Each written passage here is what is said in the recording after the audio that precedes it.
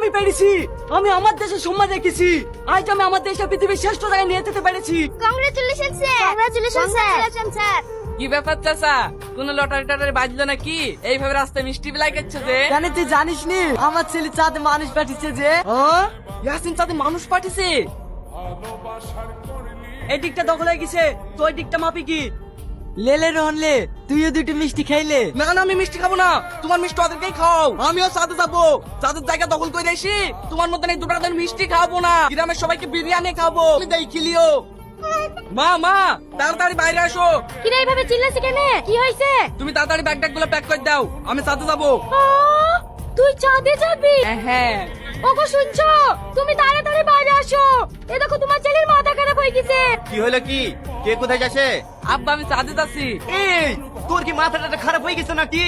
চাঁদে কোনোদিন যাওয়া যায়? তুমি জানো ওই পাড়া দিয়ে ছেলে আসিন জমি দখল করার লেগে চাঁদে মানুষ পাঠিয়েছে। এই অমানুষ ইয়াসিন বিজ্ঞানী পড়াশোনা করেছে, তাই ও চাঁদে মানুষ পাঠিয়েছে। তুই কি করে যাবি? আব্বা তুমি এই কথাটা কিভাবে বললি? আমি পড়াশোনা করিনি, তুমিও তো দেখিছো ইয়াসিনের আমি ক্লাস 3 অবধি পড়েছি, তাহলে ওর সাথে মানুষ পাঠাতে পারলে আমি পারবো না? ওগো তুমি ওকে চুপ করতে বলো, ওরা বলতে বল কথাবার্তা শুনি আমার কিন্তু বিশাল রাগ হয়ে যাচ্ছে। তুই আর বকিস নি তো, চাঁদে যেতে হবে না।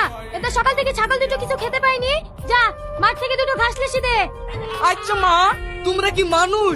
তোমার ছেলে চাঁদে যাওয়ার চিন্তা ভাবনা করছে আর তুমি মাঠে ঘাস লাইতে দিতে বলছো?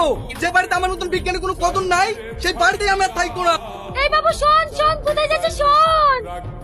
ইয়া যে ছেলের মাথায় উপরওয়ালাতে কি বেন দিয়েছে, ও নাকি সাথে মানুষ পাঠিয়েছে। হ্যাঁ রে, ইয়াসিন আমাদের গ্রামের গর্ব। ওই রকম হীরা টুকরো ছেলে আমাদের এলাকায় আর একটাও নাই। তখন থেকে তোমাদেরকে কিছু বলছিনি, তোমরা যে ইয়াসিনের এত নাম করছো। তোমরা কি জানো ইয়াসিন কিসের লেগে চাঁদে মানুষ পাঠিয়েছে? কিসের লাগি? জমি দখল করার লেগে। জমি দখল করার লেগে মানে? হ্যাঁ, আমিও যাচ্ছি চাঁদে জমি দখল করতে। তোমাদের কারোর যদি জায়গা লাগে বুঝলো খুব অল্প দামে দেবো। এই ক টাকা বিঘে নেবে?